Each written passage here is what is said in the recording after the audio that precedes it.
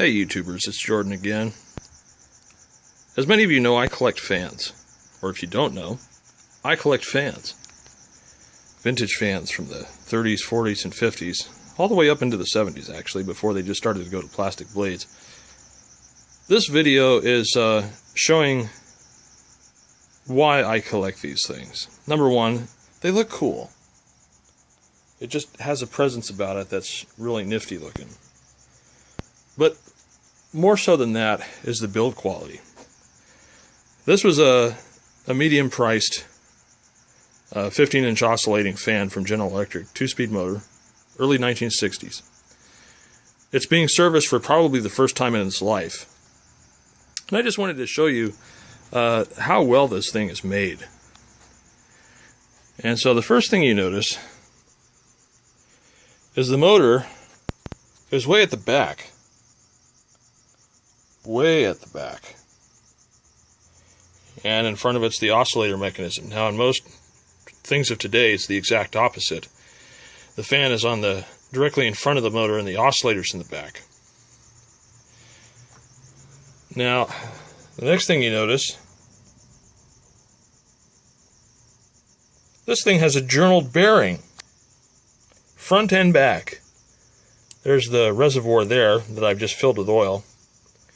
And it goes down in a U shape, and the capillary action sucks the oil up into the bearing. It's a journal bearing. That's innovative.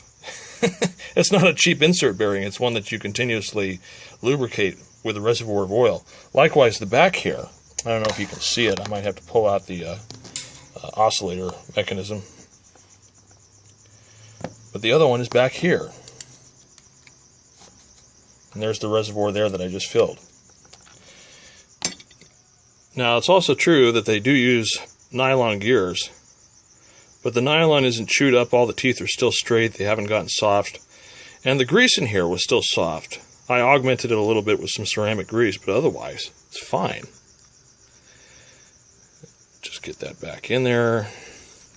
There we go. And this is a clutch.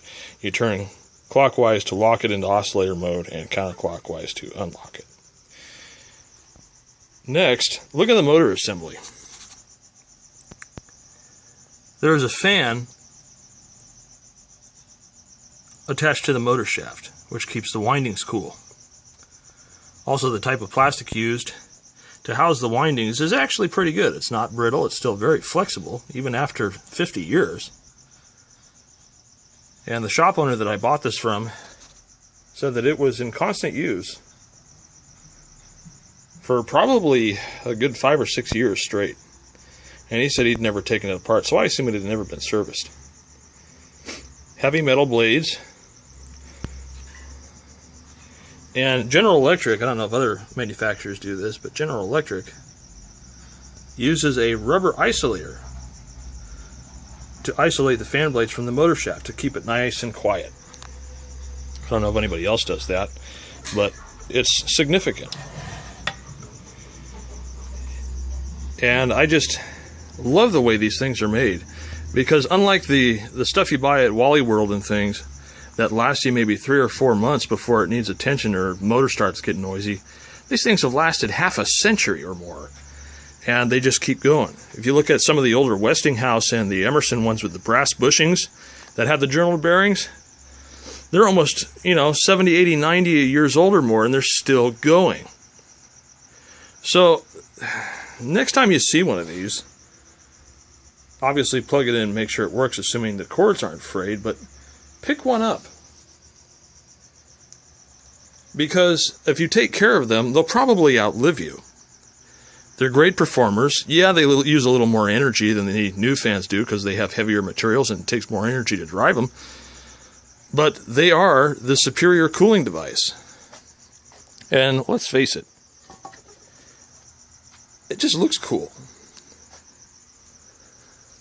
So that's just my little video about why I like these old things. You see, I've got a fan up here. I've got a Hassock fan at my legs to keep my legs cool in the summer. They're really neat. So I probably wouldn't pay an arm and a leg for one. I paid $25 for this. But if you can pick them up cheap, get them fixed, and use them. They're great machines. Thanks for watching.